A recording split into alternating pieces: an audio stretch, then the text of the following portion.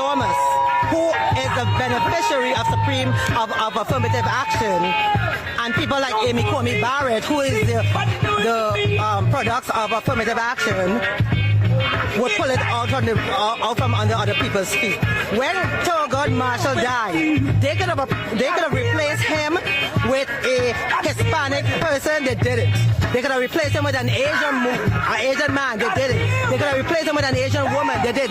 What did they do? They replaced a black man with a black man. That was affirmative action.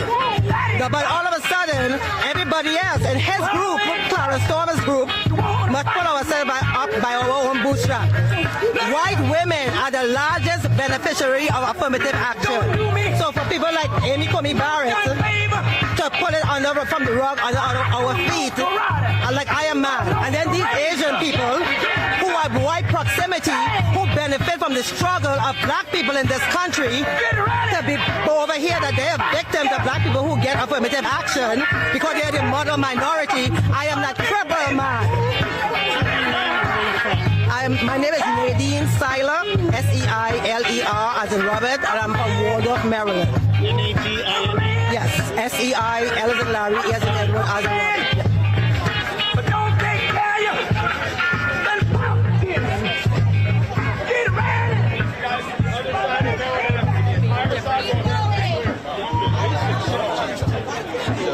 Again, considering race and full-scale overrule prior precedent, it twisted that precedent into a logical pretzel. So the legal pathway. Sir, thank you for your cooperation. You gotta keep going. You guys have to keep going. Keep moving. Ladies and gentlemen, keep going. Hey guys, we need you to keep moving, please. Keep moving, please, guys. Thank you.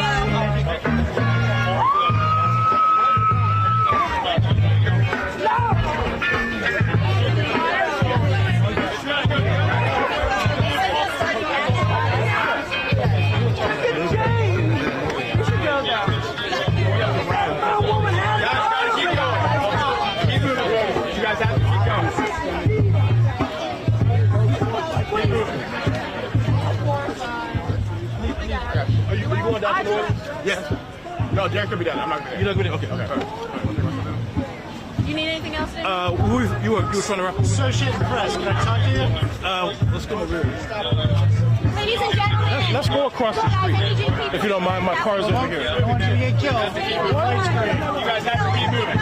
You're welcome on the other side of Maryland. Thank you. There's a situation that has to deal with your bag.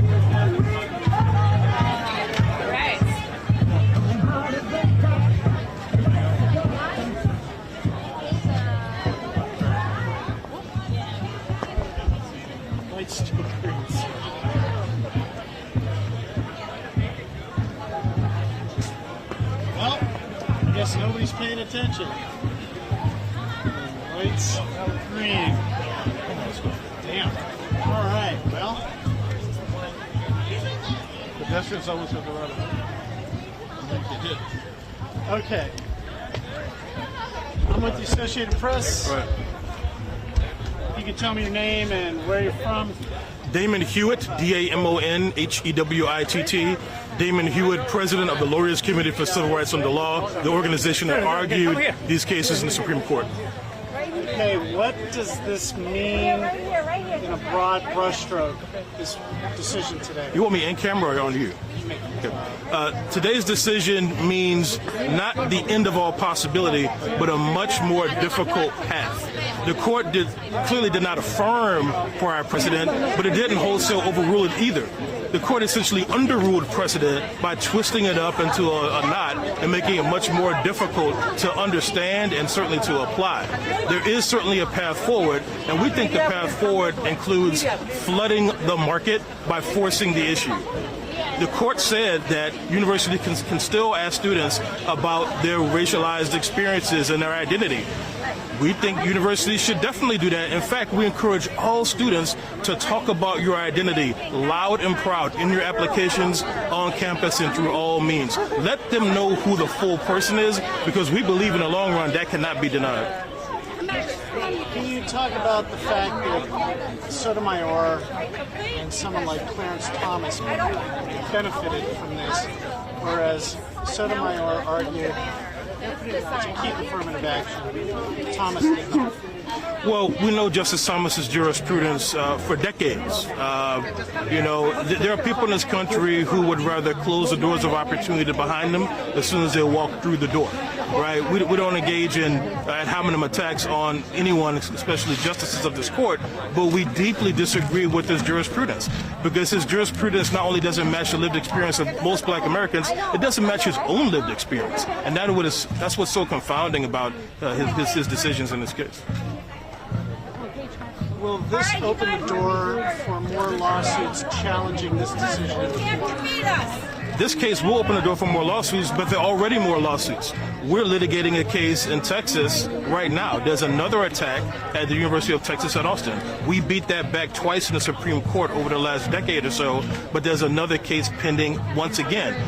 These forces of rolling back opportunity, these forces of exclusion, frankly, they will not stop. So we have to remain vigilant. The universities must do so as well. Anything else you'd like to add? Well, this is a moment not to say woe is us. This is a moment, frankly, for all hands to be on deck. This is an all of society moment, not just individual activists, but any person of good conscience. Policymakers, higher education leaders, business leaders. We have to come together and speak in one voice to say that we're going to keep our eyes on the prize. Affirmative action is just a tool. The prize is racial equity, racial justice, and opportunity for everyone. And until we have that, we will not rest. Please turn to this meet.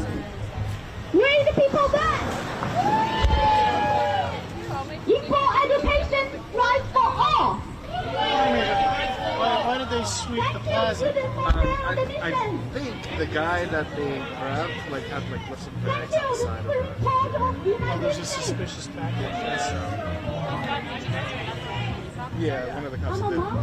There's an incident and there's bags that they have to explain.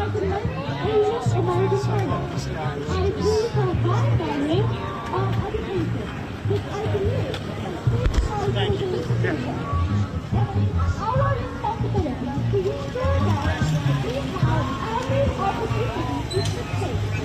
However, by doing this, the education system has not been without its heritage. 6 years ago, the last young son was incredible. It served as safety and charity program and it's so hard. But he was denied the free program. He was not compliant with youth. However, is not a volunteer. Not more than him. Simply. Also, last year, my own son, excellent and well lucky high school senior, is discontinued rejection of several of his dream colleges for his West Asian person whose GPA much lower than his were admitted. This is unfair. In recent moments, the street hit me to my core. I saw firsthand the potential within my region, and yet they were denied to pursue the dream simply because of their race. But my children's stories are only a tip of the iceberg, and I found that so many Asian American kids. This is why I serve. Hello, ma'am. I'm Officer Williams from the United States Capitol Police. I need this whole entire area cleared out for me, please. I need everybody to move down to Constitution Avenue. I need this whole entire area cleared out. We have an incident that we're working. I need everybody to stay safe and go that direction. They're moving them. Yeah, I'm gonna just see if I can get the cop. We're working the incident right now. I need everybody to exit. Folks, I need everybody to clear out that direction.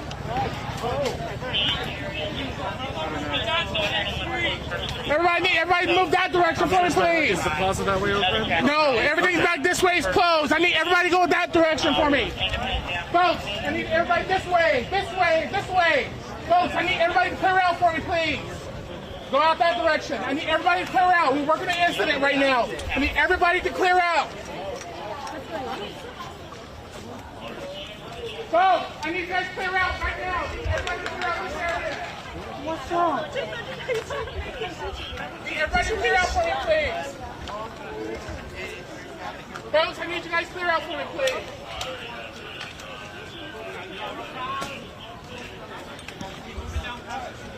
I need everybody to clear out for me, please. We're working an incident right now. I need everybody to clear out.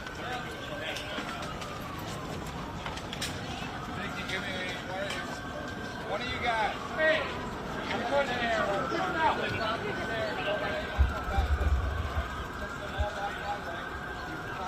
Man, I need you to clear out for me, please. I need everybody to clear out. Oh, I need you guys to clear out for me, please. It's on its way.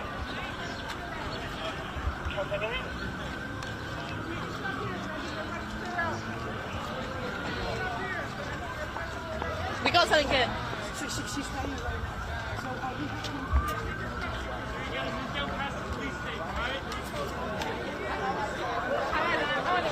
Said to go that way, and then out that way.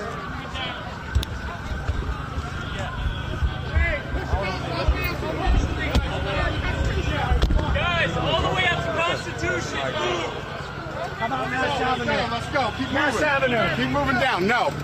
Constitution Avenue right now. Down to Constitution. Greenbelt, Maryland. Okay, go. We just start one call over. So, Constitution for the ground. Gotcha.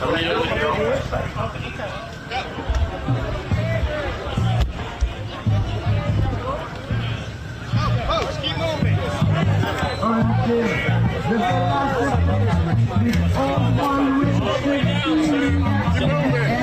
Let's go. Come on, keep moving. Out of the street. Come on. Some states like Pennsylvania as well. Oh, right? Yeah. My car is here.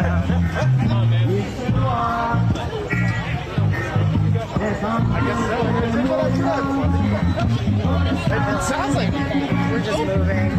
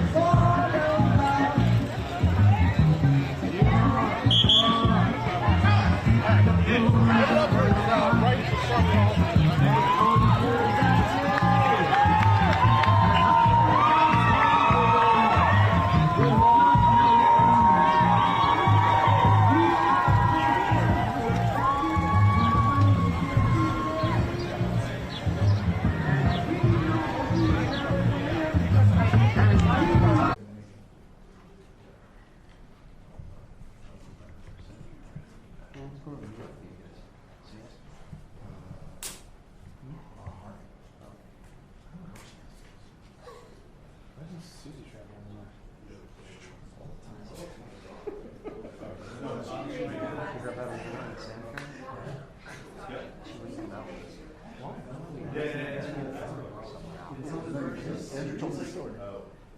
On the morning, I was part of it. I saw it a couple years ago.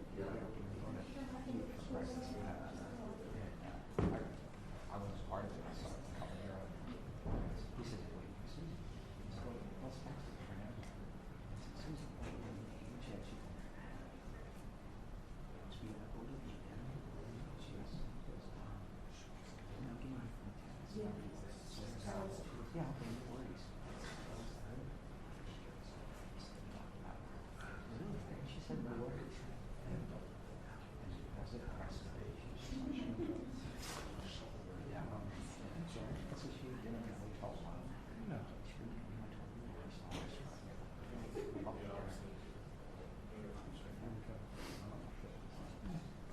So it wasn't better than the tiki bar we went to.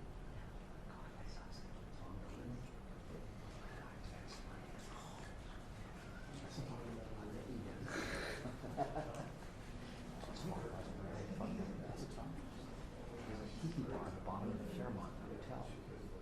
See, it's legit. It's like a real tiki bar.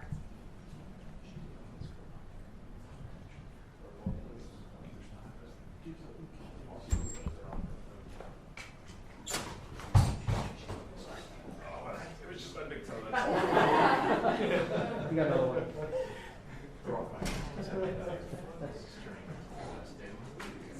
Did you crack the sign again, Chip? Man, what's the Secret Service equivalent of a Purple Heart? That's I know. I should get something out of this. 2 minutes.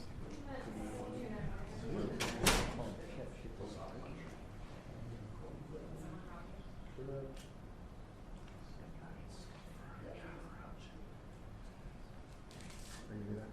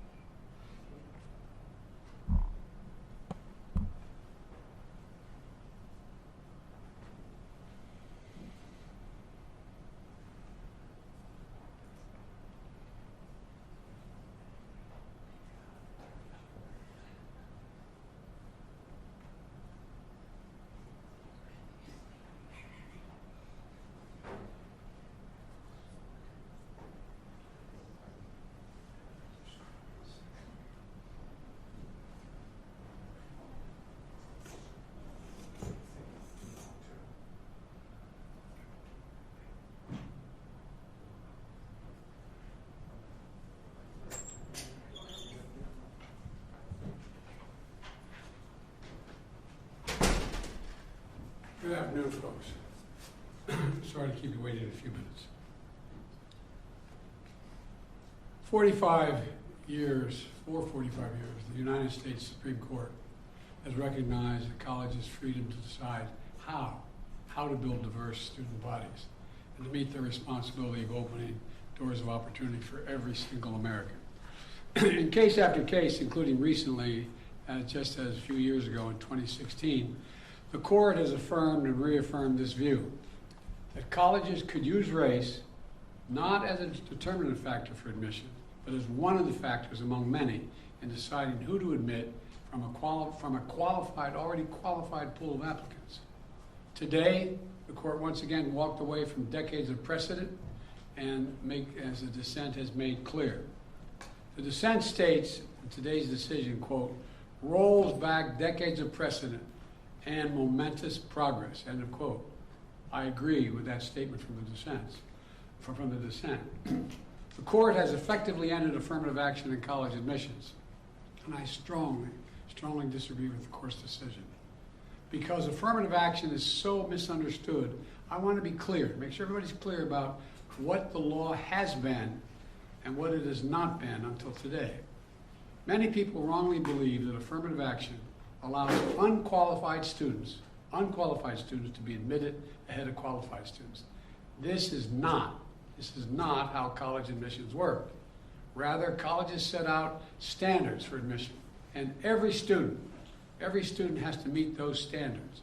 Then and only then, after first meeting the qualifications required by the school, do colleges look at other factors in addition to their grades, such as race. The way it works in practice is this. Colleges first establish a qualified pool of candidates based on meeting a certain grade, test scores, and other criteria. Then and only then, it is from this pool of applicants, all of whom have already met the school standards, that the class is chosen after weighing a wide range of factors, among them being race.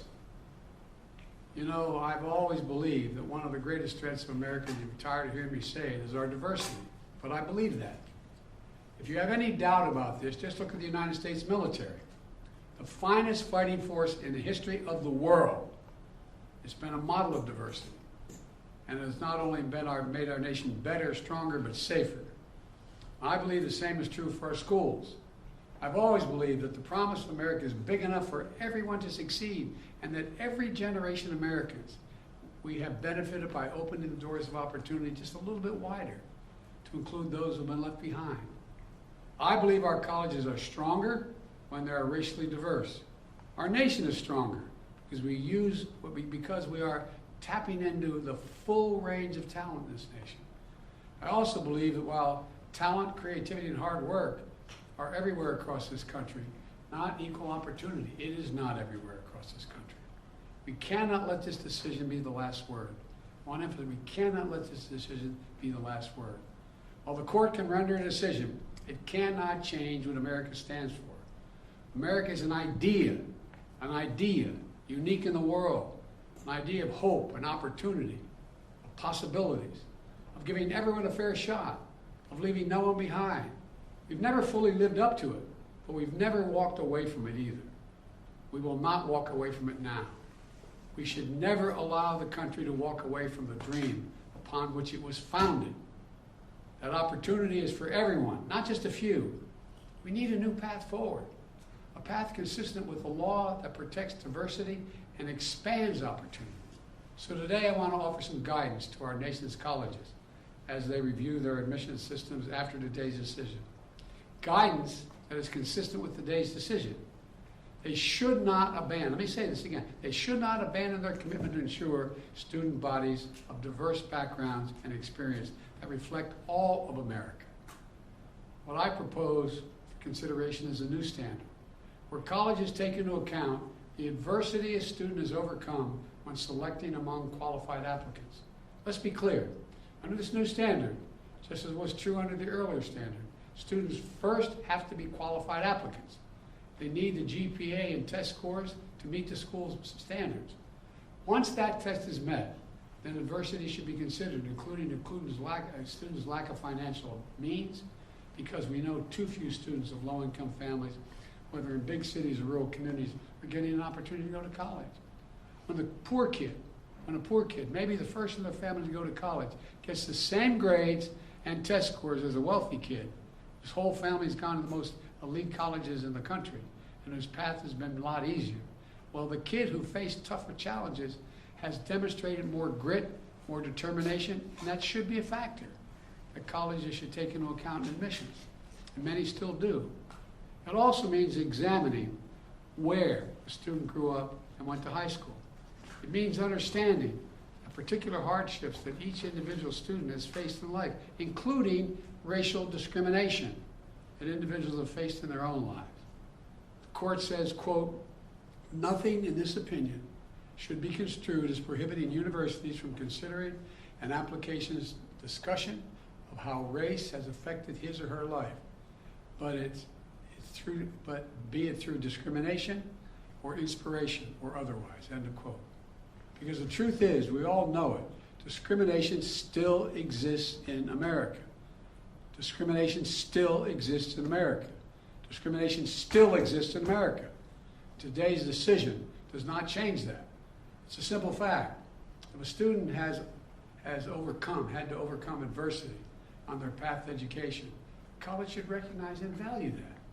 Our nation's colleges and universities should be engines of expanding opportunity through upward mobility. But today, too often, that's not the case. Statistics, one statistic, students from the top 1% of family incomes in America are 77 times more likely to get into elite college than one from the bottom 20% of family income. 77% greater opportunity. Today, for too many schools, the only people who benefit from the system are the wealthy and the well-connected.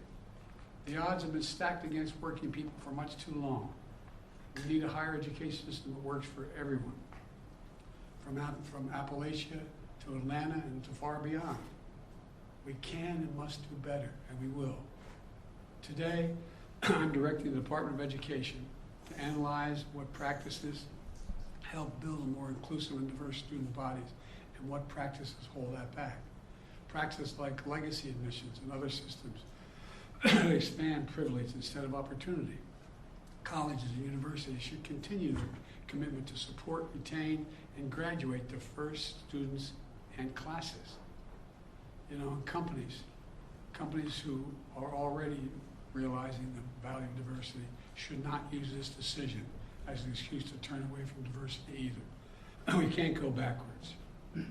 You know, I know today's court decision is a severe disappointment to so many people, including me. But we cannot let the decision be a permanent setback for the country. We need to keep an open door of opportunities. We need to remember that diversity is our strength. We have to find a way forward. We need to remember that the promise of America is big enough for everyone to succeed. You know, that's the work of my administration, and I'm always going to fight for that. And I want to thank you all. And I know you've been told I have a helicopter out there waiting to go up to do an interview in New York. I'll be talking more about this, a live interview. But thank you very much, and we're going to have plenty of time to talk about this. But we're not going to let this break us. President Biden, the Congressional Black Caucus said the Supreme Court has thrown into question its own legitimacy. Is this a rogue court? This is not a normal court. Should there be term limits for the justices, sir? Okay, thank you everyone for your patience. All indoors for the departure right now. So everyone.